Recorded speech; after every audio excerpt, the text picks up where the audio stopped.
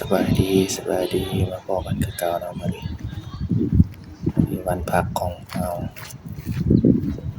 แนวเฮ็ดคือเก่าวันนี้เราสิพาทุกคนมาเบิ่ง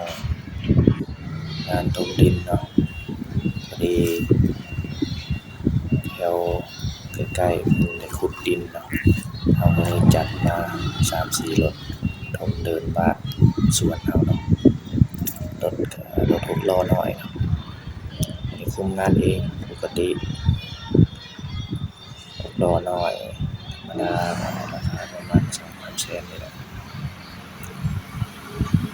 หลังจากที่ถมได้ก็สิประมาณเป็นดินแดง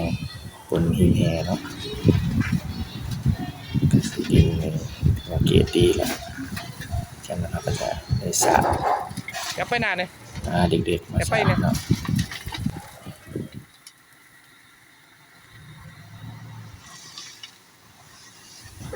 บรรยากาศมื้อนี้ก็เย็นน้อยหนึงอากาศเพราะว่าตอนกลางคืนฝนตกลงเนาะให้อากาศมีความเย็น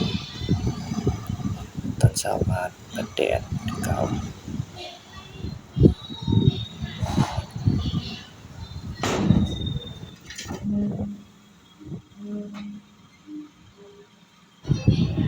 จริงก็สิประมาณ3รถ4รถแล้วเนาะ ร้อย เริ่มแล้ว เต็ม ถือว่างบประมาณเรามันประมาณ3รถ3-4รถเนาะเดี๋ยวได้งบประมาณเพิ่มมาเสริมต่ออีกเนาะ 3 รถครับ ถึงก็สิประมาณก็สระแล้วบัดนี้ขอบใจทุกคนที่ติดตามเด้อฝากติดตามอีกแหน่วันวิชาแชนแนล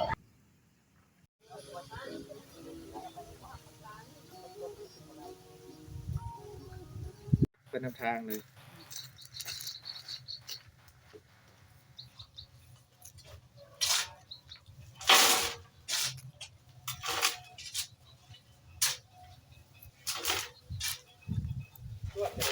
ขนาด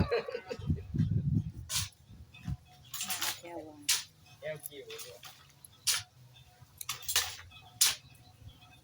ดูไม่ทอนจางว่านั้นเขาได้หันเดียวแล้วบ่ฮะ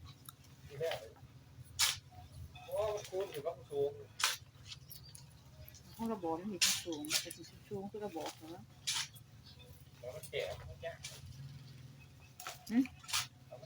เอาก็เราเห็ดให้มันสูงเนาะมันก็สิเทมาทางหา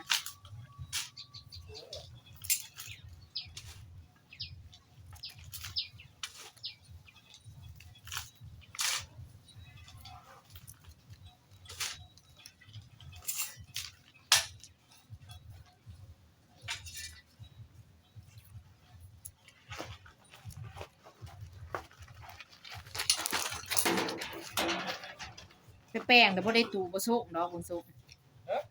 เหมือนว่ามื้อนี้เพิ่นสิไปแป้งตู้บ่โซกเลยเขาว่าไปสิแป้งตู้ที่มันเกิดลูกเพิ่น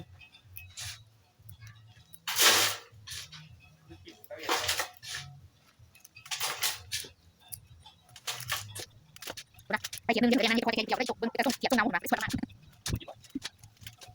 สวดเดียวสวดเดียวนะน้าตกตาละเดี๋ยวช้าหายไปโมงกับไหลที่ไหลอยู่2 โมงว่า2 โมงเลยสิไปเฮ็ดเดี๋ยวสิถามได้กันแล้วคงเอื่อยแต่สิถามให้ว่าก็สิเฮ็ดจะต่อบ่ด้วยว่ามันคือจองคิวให้ไป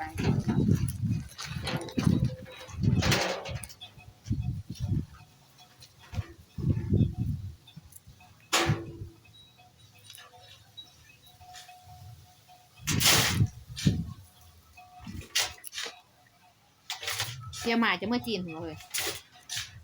ไอ้มาแล้วไปน้ำอันนั้นบ่แล้วไปใกล้ข้าวแดงฮะ